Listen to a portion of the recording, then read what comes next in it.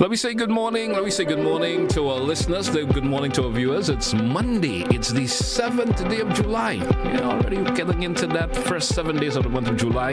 And welcome to all our listeners and viewers once again, wherever you may be. Those of you out in the diaspora listening to us via social media platforms, good morning to you. Those of you, of course, on the mainland Grenada, those in our sister islands, good morning to you also. And welcome. Let me say good morning to Mr. Sylvan McIntyre, of course, co-host as always. Good morning to you, sir, and welcome. Good morning, GT, and good morning to the rest of the family of the GBN. And maybe I can extend a good morning to our listeners or followers, and again those who support this program. Pleasant good morning, pleasant week to everyone. Yeah. Did you enjoy the cricket or did you pay attention to the cricket at all? I know it was a kind of busy. I know I worked at the cricket actually. You worked at the cricket? I worked at the cricket. Okay, great. I was part of the medical response. Okay. And I must give a little bit of. You sound like you're not a happy camper. No, I'm not. How can I be a happy camper? But not a disappointed camper. Okay. The only thing about it is that I'm disappointed for the patrons. Especially, they don't mind maybe if West Indies did the usual thing to lose, but to deny them the Sunday evening line, I think that was hard, because a lot of people were coming out.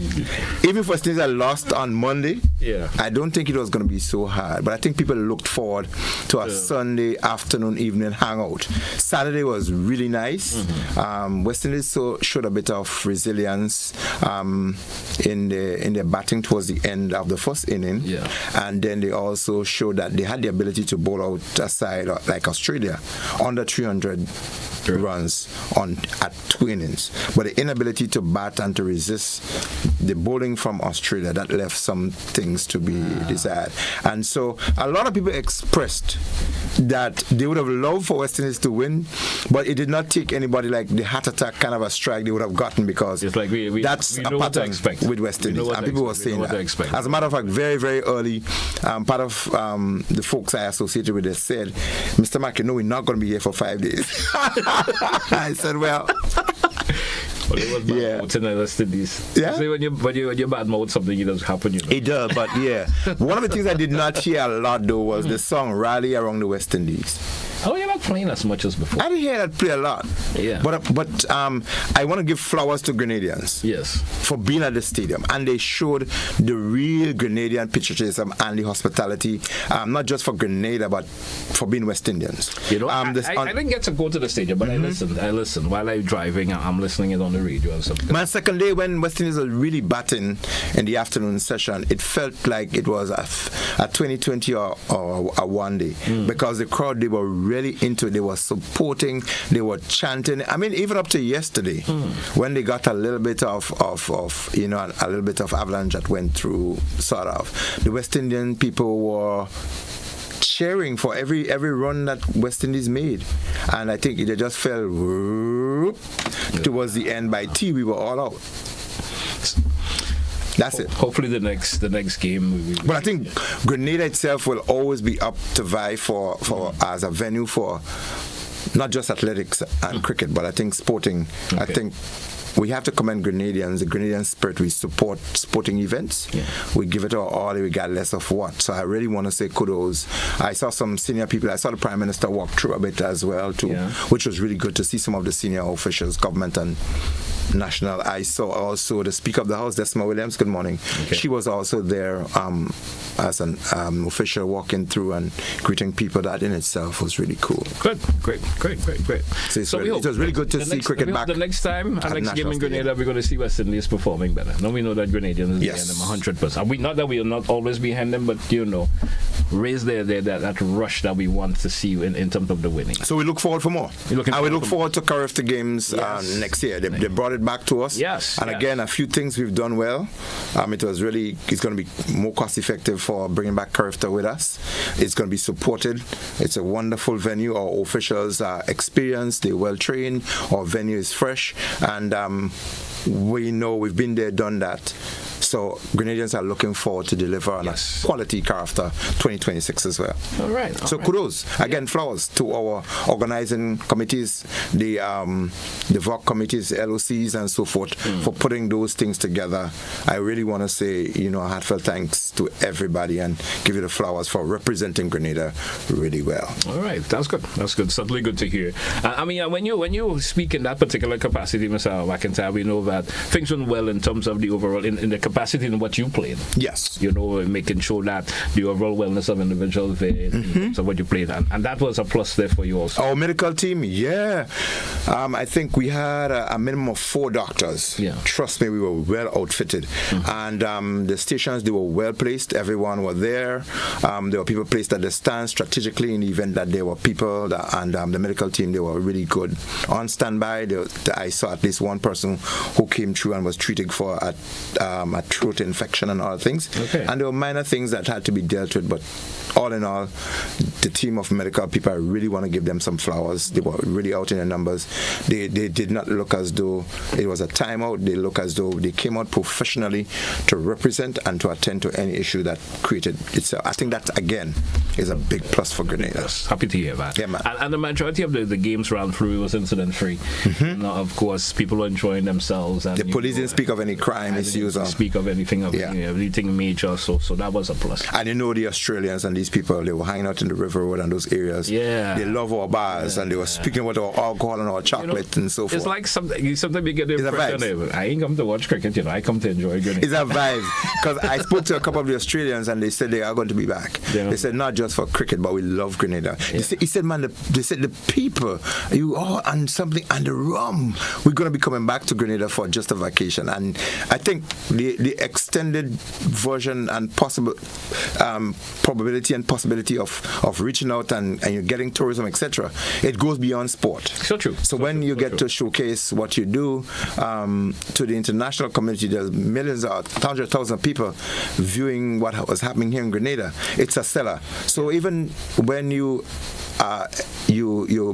accept some level of expense, it's an investment. Sure. So it has a long-term spillout. It repays itself in the long term. So not too much, not how many persons are at the game and how many tickets you sold, but the long-term spillout that you can get from it through the positive images of Grenada that people would not have gotten a regular chance to see and experience. Because there are people in other parts of the world who may have never heard about Grenada, who are looking at that particular game, and especially the scenic part that was shown around the island. From it's really good. Grenada is a beautiful place.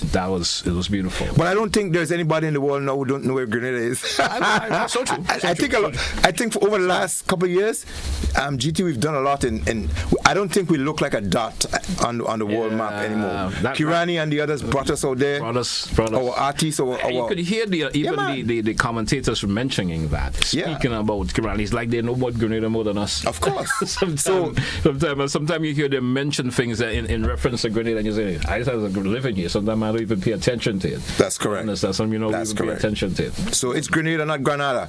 People used to mix us up with that aspect of Spain, Granada. Yes. And there's another Granada, I think, in Guatemala, one of those places. And there's a Grenada in the U.S. too, in the Mississippi area. There's a Grenada there. Sometimes you're making that search, and it always pops up as if it's Grenada. Right. But it's somewhere in Mississippi in the U.S. There's a Grenada there also. And they got pure Grenada, man. Yeah, spice and everything else. That little piece on it, they makes a whole lot of difference. Yeah. Very cool. Yeah. I mean, on show this morning, we focus a lot on, of course, what took place over the weekend. We get into the meat of our conversation. You of course, we have a lot to talk about. 1 year of Hurricane Beryl. 1 year of Hurricane Beryl. Last Wednesday, I had, of course, the director of NADMA. We have Mr. Waters here with you. We had a nice, serious, really, really nice conversation. You understand? Yeah. And he spoke about how how NADMA went through the whole process of the hurricane and of course and the experiences and the stories that he told that maybe regular individuals or they may not know what really took place, and the challenges that they face. I suppose when of course a storm of that particular nature comes through the island, it's not as simple as we think it is. Absolutely. It's simple. So we take our first break, and we come back, we get into conversation. Stay with us, folks, on the Point Classic Radio, GBN TV. Don't touch it out. We'll be right back.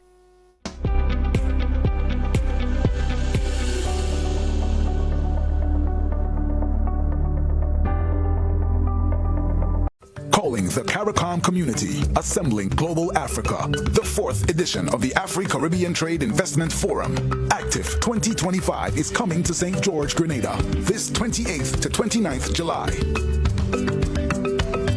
Join government and business leaders, investors, and trade and finance institutions to explore the theme, resilience and transformation, enhancing Africa-Caribbean economic cooperation in an era of global uncertainty. Be there as we stand together to strengthen our commercial ties, to promote shared trade and investment opportunities, and unlock prosperity for Africa, the Caribbean, and the wider diaspora. The 4th Afri-Caribbean Trade and Investment Forum. Reserve your place now at active2025.com.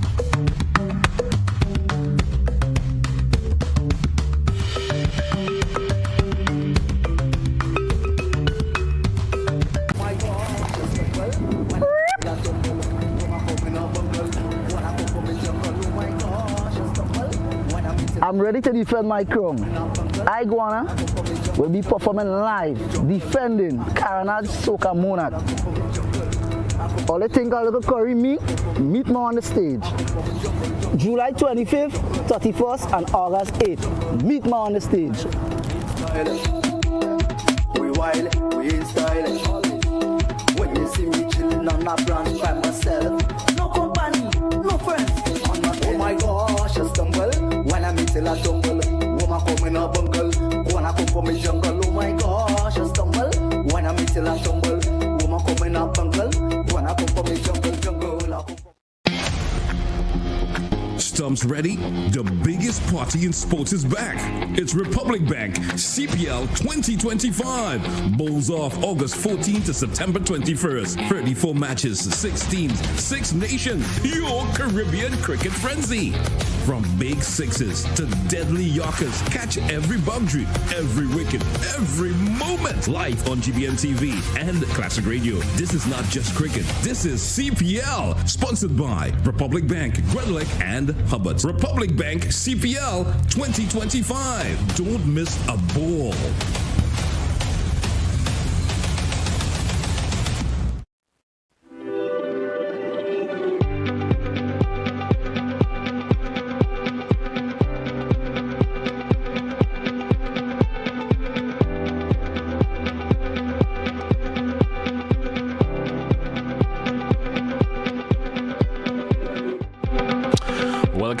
Welcome back, listeners. Welcome back, viewers, to The Point. Classic Radio GBN TV. It's the Monday edition of To The Point. Myself and Mr. Sylvan McIntyre is here. Mr. McIntyre, welcome back. Yes. 1 year of Hurricane Beryl. The devastation for the Sister Isles of Carriacou and Petit Martinique. Yes. The northern part of the island. Yeah. Had some damages up there, not as severe as Carriacou and Petit Martinique. Right. We're going to talk about that this morning. We're talking about the relief, the recovery process, the challenges that folks in Carriacou and Petit Martinique probably are still facing. Yeah. Are still facing. Sure. There are lots who are giving praises for the level that they have gotten to know from then to now. Yeah. 1 year of Hurricane Beryl, sir. You did mention last week that it's going to be our focus of our conversation this today. Week. The focus of our conversation this week. The meat of it. The meat of it. You head up to Carriacou, and you head up there, right? I did. I went up. You went up to Carriacou. I mean, if I headed the operations after Beryl? Not headed, but I'm talking about you going up to Carriacou. Yeah, I went there. Yeah, I was kind of talking local. You head up to Carriacou. Yeah, I was I was physically on ground. You went up to Carriacou. Yes, right. Man. You've been up there. Was it sometime last week? Your impression as it is thus far. Let's start from there. Yeah. Your impressions getting off the boat or getting off the plane. How you got up there? How was that for you, sir? Yeah. That what you've seen now, being 1 year after Hurricane Beryl. Yeah. Before I make any statement on that, I want to premise what I would say against the background that what I say doesn't represent the views of GBN. Yes. And it doesn't represent the view even of my own company, the Caribbean Disaster Risk Management Solution. I don't represent them in this case. I do not represent any government or state entity in my comments. I will make comments as an individual, non-aligned in this sense, my own views and observation. And even I represented as the head of the operations immediately after the impact on Karakou.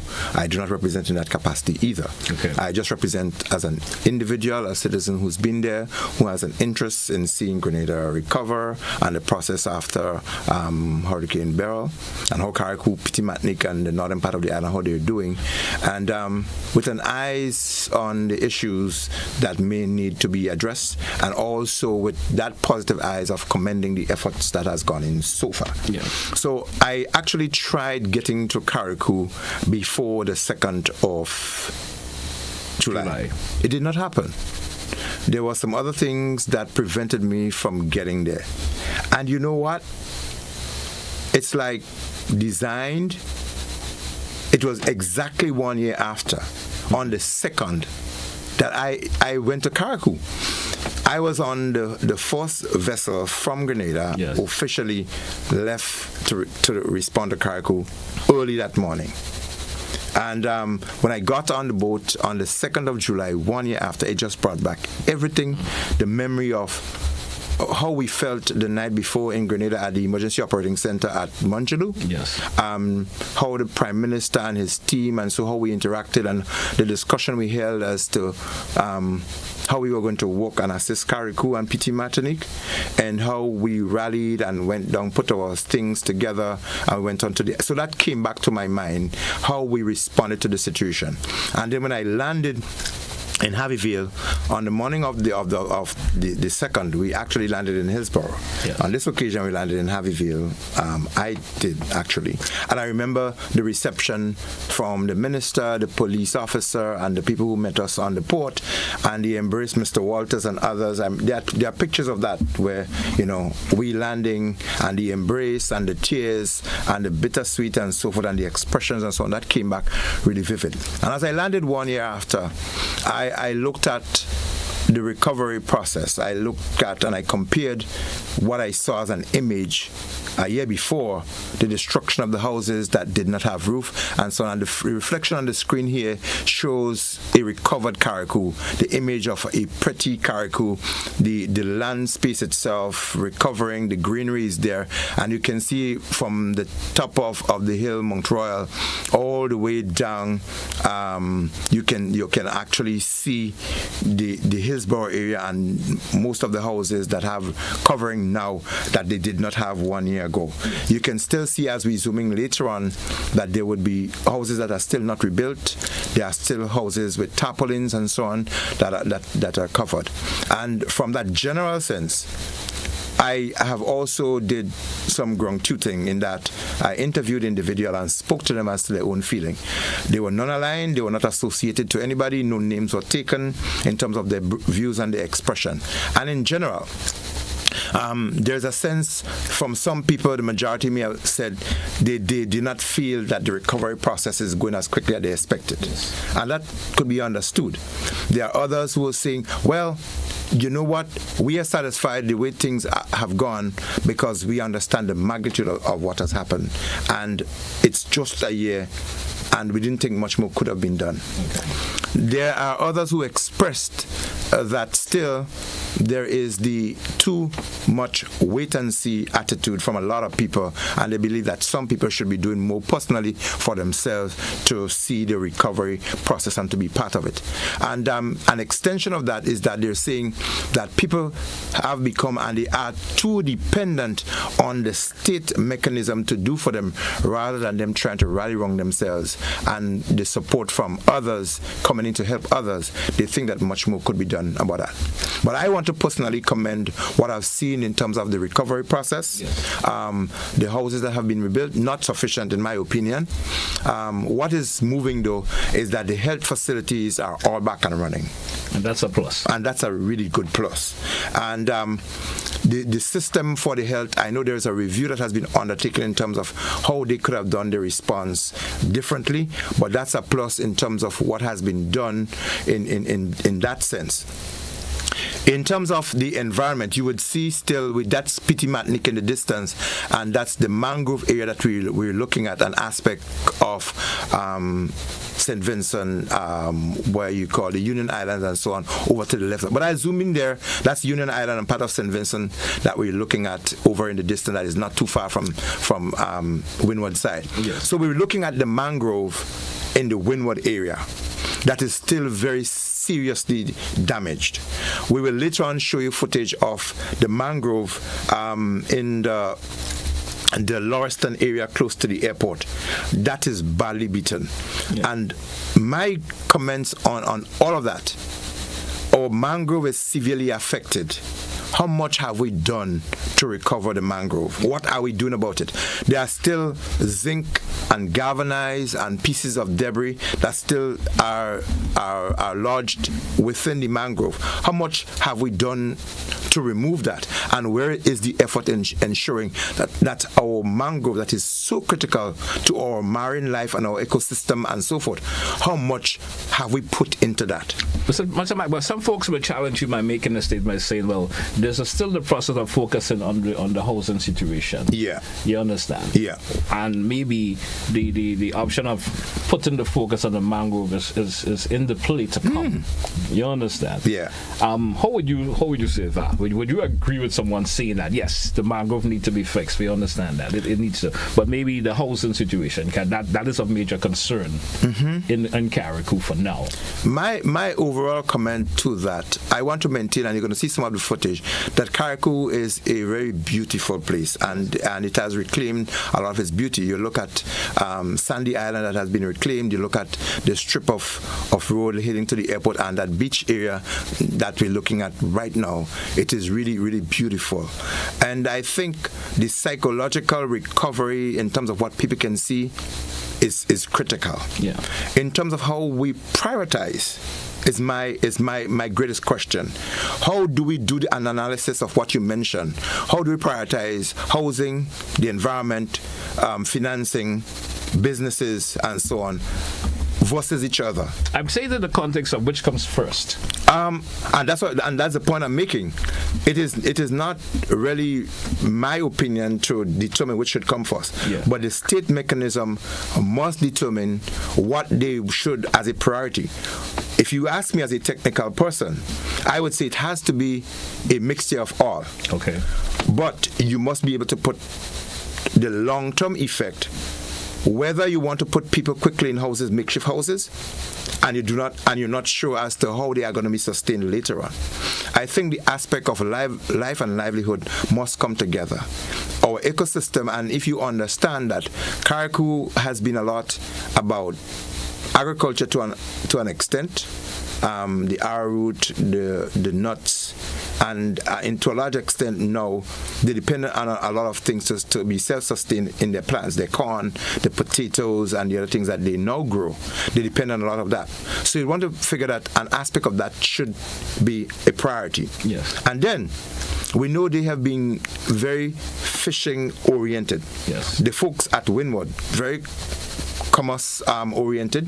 They would go up the islands. In most cases, they would buy things, and they would be brought in. They would resell them. Appliances and other things where Grenadians shopped quite a bit in my days growing up as a youngster. I know a lot of those trade were happening, and so the exchange and the sale of fish from those islands was one of the things that brought that revenue to sustain and build those islands as they have in the past. Now, if you are not going to put the effort into rebuilding your mangrove that is critical to the resuscitation of the fishing industry and marine life in general, we will have a problem. Okay. And the marine life, your mangrove system is not just for the fish life, but it helps in also processing what happens between land and sea in terms of what kind of a runoff, how it's going to settle, and how the filtration process will take place before it enters the sea. So even the health aspect could be compromised because your mangrove is not alive and well as it really should. So in my opinion, mangrove, marine life, those have to be priority. The health of the nation, we fix our health centers and other things, but that is also very, very critical. And I think as I move through Carriacou, still you wonder how many persons do live on the island. Yeah. And I would wish to get an official status report now, because we had that concern immediately after the impact as to how many persons that were there. And we were not getting the thousands, we were getting hundreds. So do you think since after Hurricane Bella there's been a decrease in the population? I think there's a significant decrease in the population as it stands right now. Because as I moved around over the couple of days, and I was still asking, where are the people in Carriacou? And to an extent, PT Martinique. Yeah. What numbers do we have? Have people abandoned their things and left? And are they actually going to return? As the camera is showing now, some of the recovery process in terms of the zinc, that's the galvanized. Yes. A very remarkable job. And Solid Waste Management Authority, Yeah. I really want to commend them for that. I looked at the landfill space, and it's not a dump, it's a landfill. Yes. And to them, flowers, kudos, they've done a fantastic In terms job. of the managing of that. Managing of the debris, and this processing where they did the galvanized and they compacted it and put it together. One of the drawbacks I do have though is that the use of the playing field should have been a no-no for assembling these stuff From start. From start off. It leaves a psychological disadvantage even if it is cleaned up, and even if they compact the zinc so nicely to be transported out of the island, and you can see aspect of the landfill there.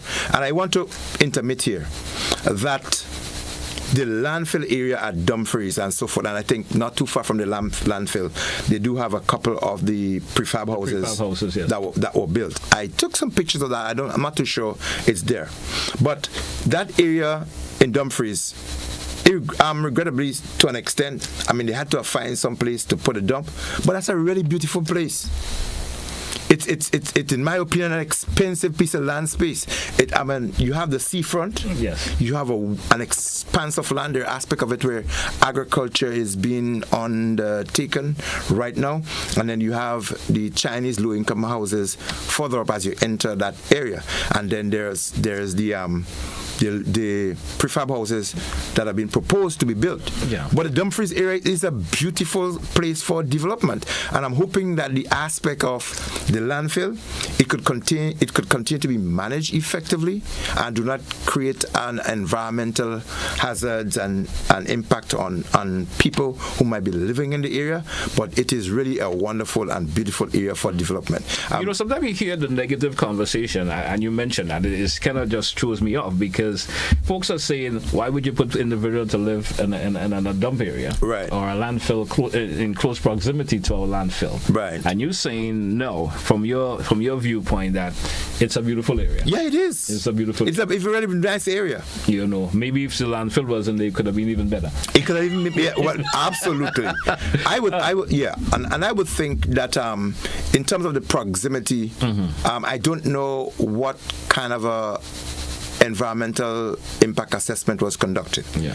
And I would think that if the state mechanism decided that a housing the settlement was going to be established, that they would have undertaken an environmental impact assessment, meaning that they would look at the health issues in terms of how well the landfill processing is undertaken.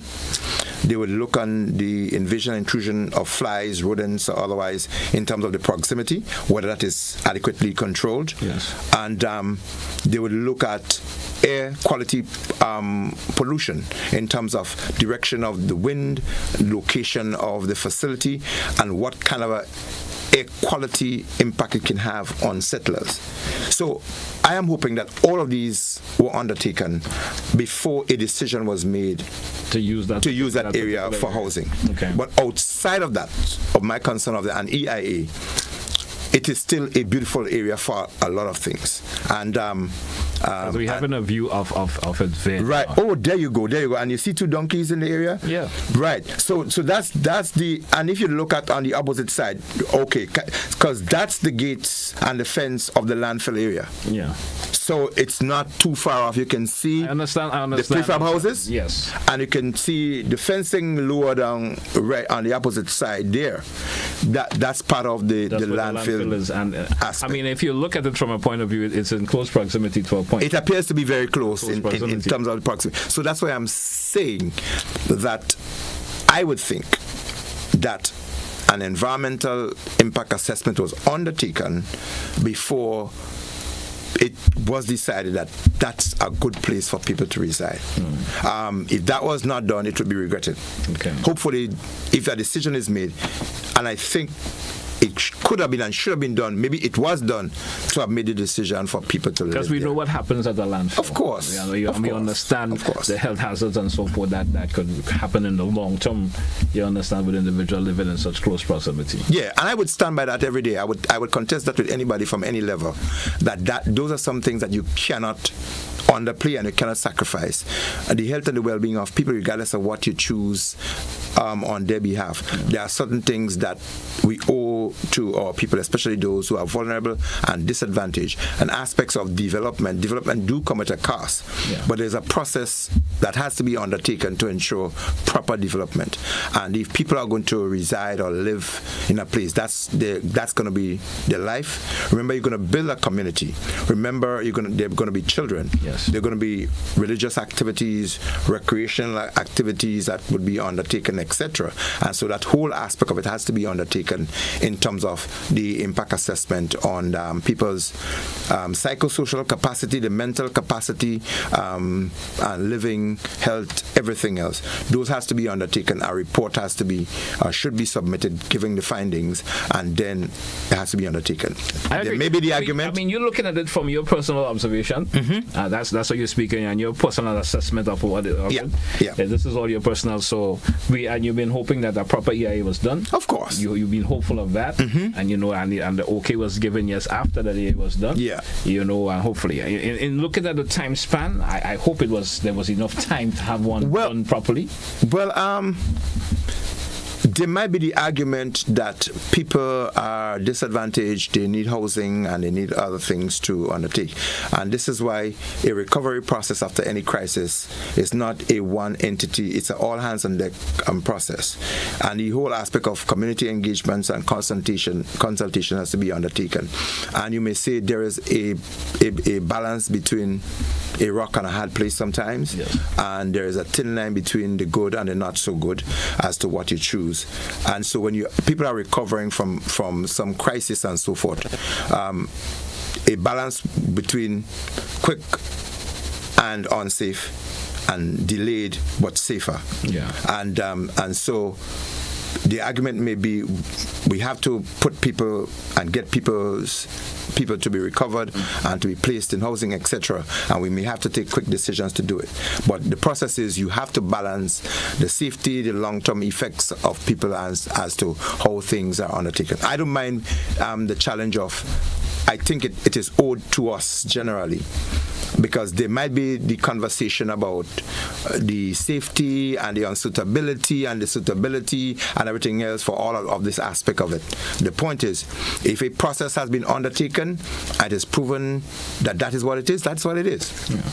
If it is not, it should be. It should be done. It should have been Of done. course. All right. So, Mike, we do for a break. When we come back, we're still going to continue our conversation and recovery of Carriacou after 1 year of Hurricane Beryl. Hey, folks, stay with us. We'll be right back. Don't touch it out. Let's to the point. Classic Radio, GBN TV. When you need...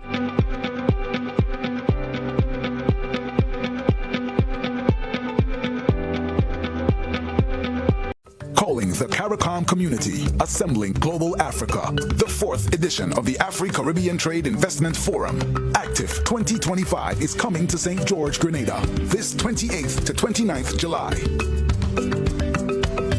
Join government and business leaders, investors, and trade and finance institutions to explore the theme, Resilience and Transformation, Enhancing Africa-Caribbean Economic Cooperation in an Era of Global Uncertainty. Be there as we stand together to strengthen our commercial ties, to promote shared trade and investment opportunities, and unlock prosperity for Africa, the Caribbean, and the wider diaspora. The 4th Afri-Caribbean Trade and Investment Forum. Reserve your place now at active2025.com.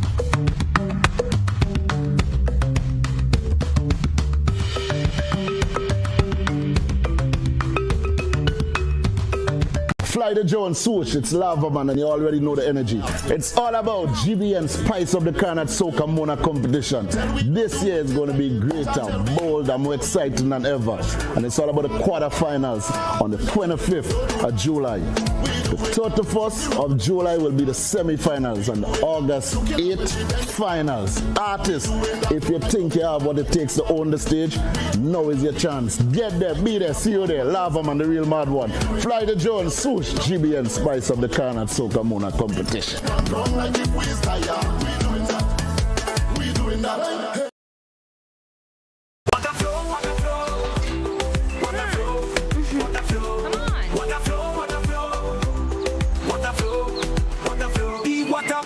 Like a freestyle.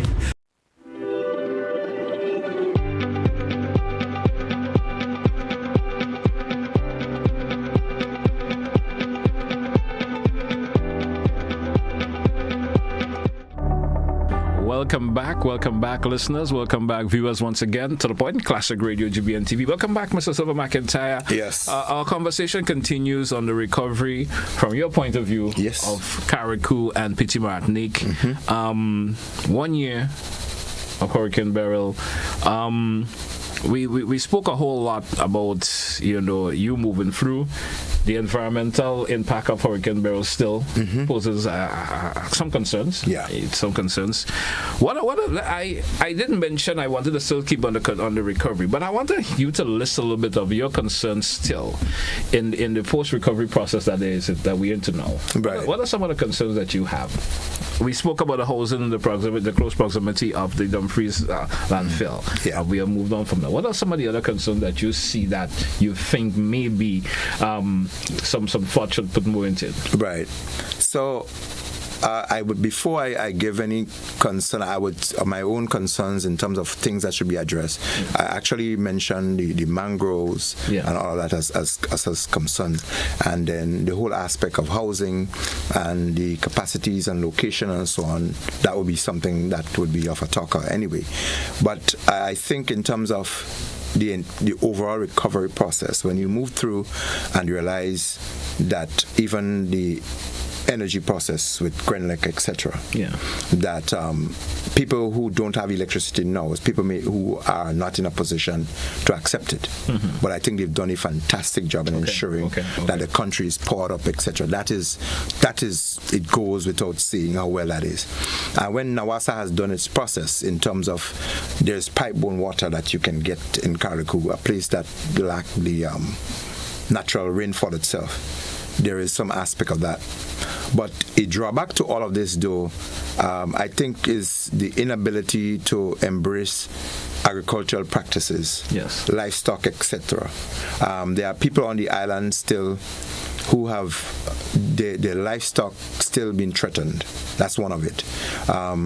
There are cattle and sheep that are roaming throughout, and so that retards the process or slows the process of people who want to plant.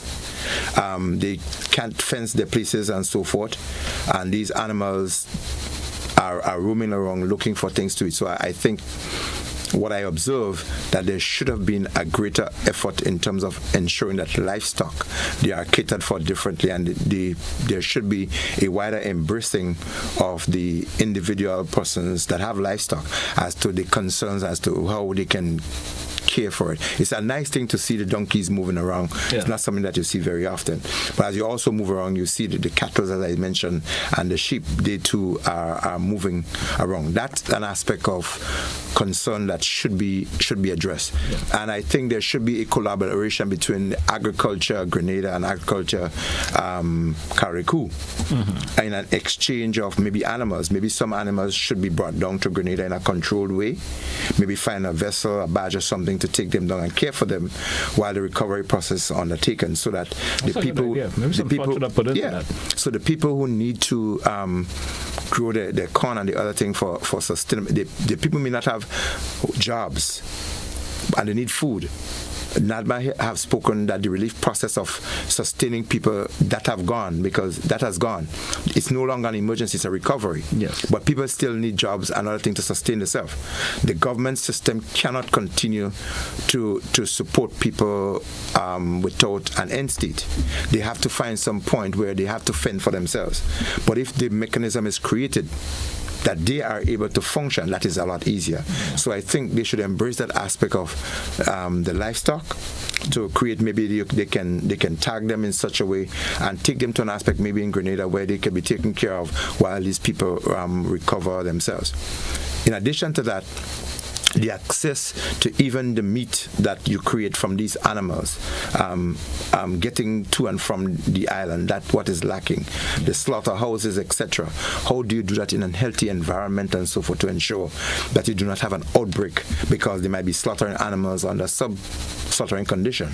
Should that process be helped through Grenada, taking up an aspect, and should there be some level of a transportation system between Grenada and Carriacou to facilitate that process? Okay. And then the whole other aspect of price gouging, that and you look at some things on the island, how much people spend on some things, on food. Is there a balance? Is there what you call a price control threshold that people are already adhering to?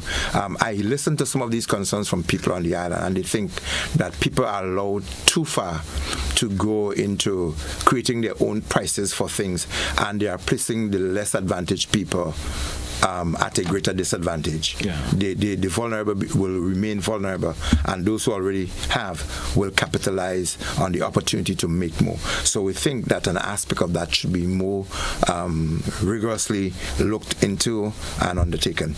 But if I need to create a summary of the process altogether in what has happened, regrettably I was not able to get through the NADMA system on the island as to how they do. I know the facility is intact, and on one of the days I visited, I think they had some challenge. The building itself was closed because they were having some challenges with and around the facility and so forth.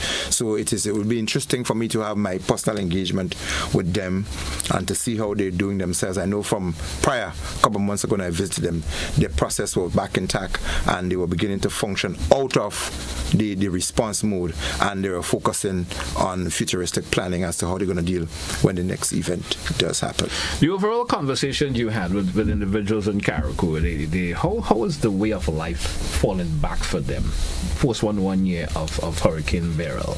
I'm assuming you did mention it earlier in the conversation that you spoke to a lot of folks in Carriacou. I did. And you know varying views of the process of how things are coming back to a sense of normalcy for them. Yeah. You know, your impression of how the way of life is coming back in Carriacou, the human aspect part of things in Carriacou. Yeah, and I can tell you, it's a lot of people are not dealing with it very well. Yeah. There are a lot of people who've had lost, and as you mentioned earlier on, it's something they've not seen. They've not experienced that way of life. And there's evidence for continuing psychosocial, psychological, psychiatric evaluation and interventions on the island. And I think there should be more clinics, and so with people. There should be unofficial opportunity to engage people, because people may tend to shy away from formal engagement in some ways for fear that people may think that they're mad or otherwise. And these conversations are hard for individuals to speak in relation to that. Yes. So I think through our institutions in some way, and maybe non-governmental organizations should be given some level of support to make their way into those, because people tend to have the resistance toward formal government type entities for fear that they may be tribalized, or the whole issue of party and politics may come into play. The confidentiality aspect steps in and so forth. And while you can't run away from that, but there's still a conversation about these issues that you would hear here on the island. And it's not something that I would not have listened or entertained, but I know it's a reality. But when you have a situation as severe as this, there is no collective way where everyone will be satisfied. And when you have situations where the magnitude of what has happened is so great, what has to be done is to do the review of all sectors and all systems and try to generate the lessons learned from it, so that in the future when things happen, they're done differently. And I know there are a lot of entities, organizations and departments who've done the overall assessment, but what is still looming is, in my opinion, a lot of the psychosocial intervention. And in terms of assistance programs to people, there should be a lot more of getting away from the regular accustomed lifestyle of I am very independent. It is difficult, what I have assessed, for the people of Caricom Petit-Martinique to move to be recultured in a dependence mode where they have to, request assistance. They are accustomed in their level of resilience to do for themselves and build for themselves, and now they're having to depend on that kind of a support. It is kind of a difficult, in lots and lots of ways. Because you always hear the folks of Carrick who are folks who like to be an independent sort of individuals for themselves. You always heard that conversation coming from there. And they are very resilient people. They like to do things and to know, I have done this, I have achieved that. And that's it.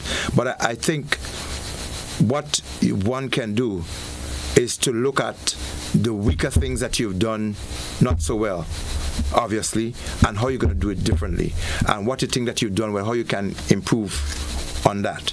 And what has to be done as well is to undertake positively the criticisms that come across, use them in the positive light to do things different and better, because it may not be a barrel, it may be something else. With climate change and everything else, we may have oil spills, we may have volcanic eruptions, we may have huge movement of land space, movement of people, mass evacuation because of the threats of those events that we cannot really predict. And how do we really deal with them? What systems are... I know what I would want to see differently nationally is that there should be a holistic embracing of the islands of Carriacou, Petit-Martinique, Isle of Roon, Isle Kai, and all of these smaller islands where people tend to be in more numbers than we knew before. There has to be a collective undertaking, and when there is a threat where you do have greater warnings, that pre-deployment and pre-assessments of the capacity and retrofitting and consolidating what exists on those islands, it is something that must be taken into consideration. So, McIntyre, we are into the hurricane season. We are deep already. Because we're in July and we're going into the peak. The readiness for Carriacou. Of course, I'm not saying that like if there's something's going to happen, but there's always that you never know what you could say. Do you think the people of Carriacou is in a particular state of mind, just in case something of a nature of another a storm or maybe as small or a severe passes through? Do you think there's a state of readiness for that again, and for the folks in Carriacou? With speaking with people, some of them are very antsy that they're not mentally prepared to receive, and that is why I mentioned the psychosocial intervention. And this is why I try to place myself there exactly 1 year after to get the sense of what they're doing, how they feel. They were doing the church service and the Thanksgiving, etc. And there are people who were not they didn't even want to speak of their experience for fear that you speak about the devil and the devil will appear. So they didn't want to speak of the negative that happened. And quite a number of them are saying, we know that if we have a threat now, what we're going to do differently. Because there are quite a number of people from speaking to them on the plate what should have happened. As we speak, I think the Limle solar farm. That's in Fair, where you had all these panels that were destroyed. I think some of them are being resuscitated. That was a big loss and a massive hit for us generally. It's one of the aspects I think that we should look at, and how can we create protective mechanisms when you have warnings for these things. Should we be able to put a bolting system, more protective mechanism for these things when faced with certain situations? Maybe we can take 2 calls. Yes. We due for, of course, I think we were due for a break, but I think I'm going to forego on the break for now. Maybe and we of should. course, accept a couple of calls. So for you listeners and viewers out there, of course, you've been hearing the conversation between myself and Mr. Sylvan McIntyre. Questions in terms of the conversation we're having, or maybe you want to state your view or your point of view on it, feel free to do so in this segment. 435-2041. Caller, you're live. Good morning. We may have lost that caller. We do have another caller via WhatsApp. WhatsApp caller, you're live. Good morning and welcome. Good morning. GT, and morning, Mr. McIntyre. Good day, sir. Good morning to your listeners and the viewers. I think I would agree with Mr. McIntyre that we need more continuing psychosocial services for the people there. Because even after so many years of Ivan, people are still triggered when there's any sign that something is coming. And I also agree that we need to emphasize more collective activity, because it would be really, really impossible, almost impossible for people to sort of recover or revive themselves trying to do it alone. I wouldn't dwell on that. I'll just ask one more question. When related to an image that was sent to me about the Grandlands Beach, I know you're not come to talk about Grandlands Beach, it would seem that there is an intrusion or a pollution there, which, can you tell me if it's really sargassum or so on, whether it's the first time it have happened there? Because I know that on the East Coast we are accustomed to sargassum, but I'm not too sure if I knew that we had that to that extent that I've seen in the image. Thank you very much. Thank you, caller. Thank you so much. And we lost our second caller there. You want to respond to the caller in terms of... I can't speak from a really recently informed position in terms of... But I know there was some intrusion of sargassum in the past. Not heavy on that side, but there was a small bit of it on that. As a matter of fact, I think all of the island beaches has had a small touch of sargassum from east to west, even to south. Maybe at the magnitude that we are seeing it now. Do we have a magnitude down there at Grandlands? I've never seen it at that point before. Right. I even saw some on the Carnage area yesterday too. Right, I had not seen that. I've seen it come in there to that level before. So those are huge indicators of climate change, current and tidal actions outside and movements that can, and also the intrusion of the atmosphere that interacts differently, that creates different wind impact, that create different tide action, can force things to move in different directions as well. All right, we do have another caller. Caller, you're live. Good morning. Welcome. Good morning to GT and Mr. McIntyre. Good morning. Good day, sir. Morning. Yeah. I just want to make some comments about that stuff. And it will be short, right? Yeah, I don't know. But Mr. McIntyre, what Mr. McIntyre said about these animals is so correct. Because even before the storm, they had this kind of problem. And after the storm, I went in the one of the gentlemen most concerned that these animals going to be roaming all over the place. So if you, as you say, if you're going to take some of them out of Karakou, that will take away a pressure from the people, just because the planting and these animals roaming so far and destroying them. That is one of the things. Then the gentleman that talk about the seaweed and Grandlands Beach, that seaweed devastate what you call Montrouge Bay right now. That seaweed, the Montrouge Bay is in a devastation with that seaweed. And most of the things Mr. McIntyre is saying, look, the Dumfries, certain things we have to, Grenadians, we have to have this kind of foresight that when you approach an area, the area of itself showing you what it wants. But people that cannot see that, you go and just change it into something. But when you approach an area, eyesight is the first thing you'll get. If it's to make a bad thing there, you'll see it. It'll tell you exactly what to design, the location of the place and how to put it. So, but we going into this thing that, okay, I just want to put that there, and that's it.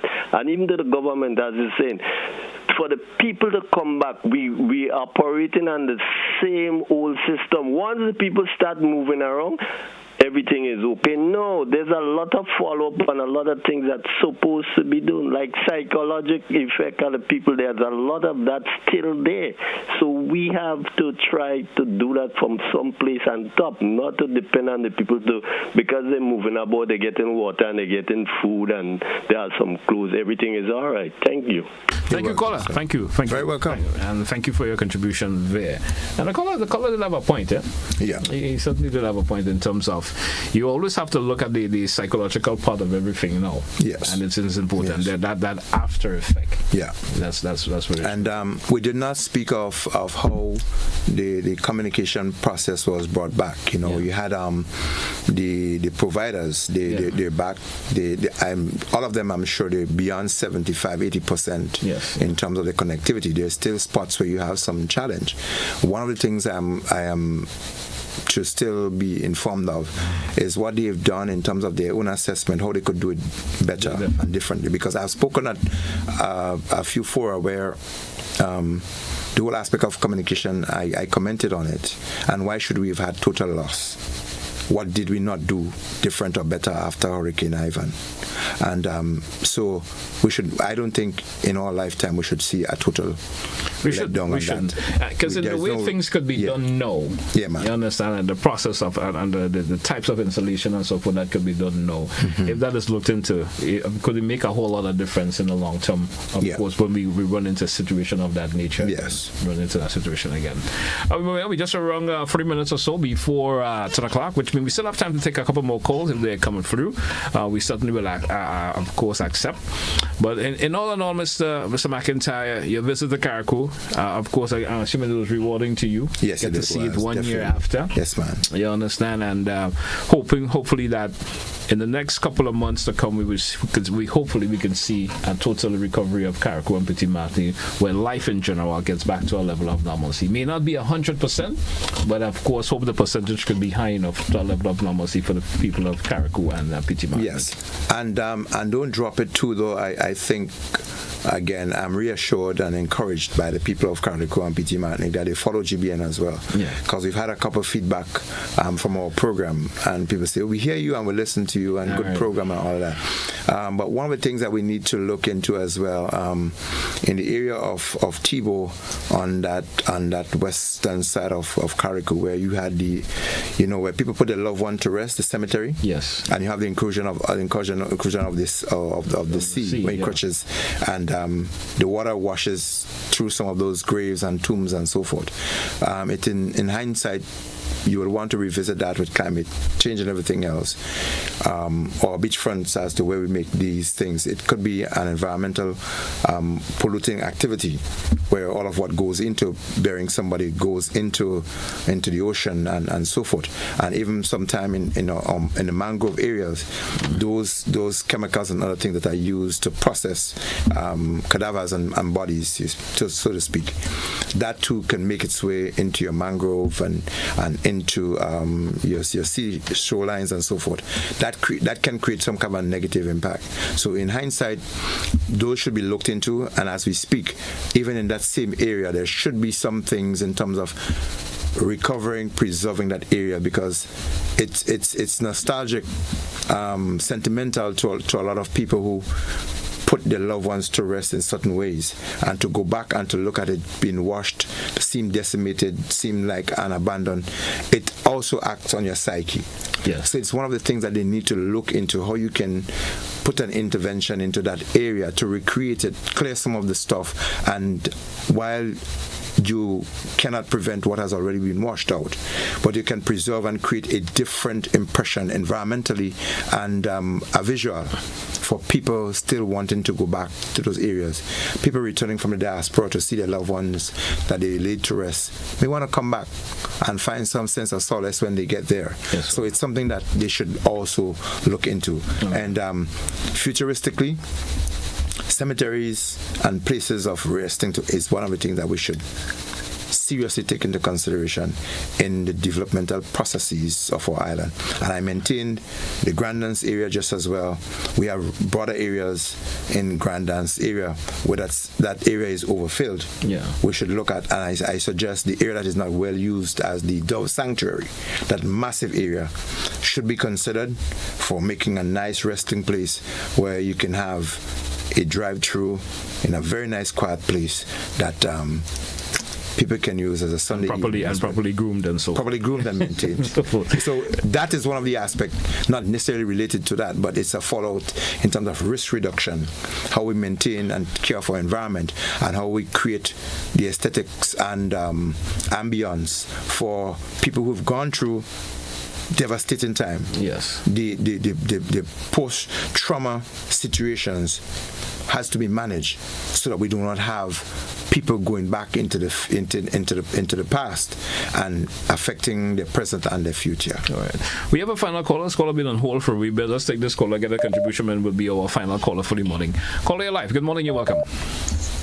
Yeah, caller via WhatsApp. Go right ahead, please. I want to touch on. Yeah, good morning. I want to touch on the environmental aspect of it. Just recently, the Prime Minister made mention of the changing of the year of the vehicle, that you're now allowed to bring in 5 years, and he shared his concerns about the new vehicles having the lithium batteries. The question is, I would like to ask Mr. McIntyre, how do we currently dispose of all batteries in Grenada or recycle them?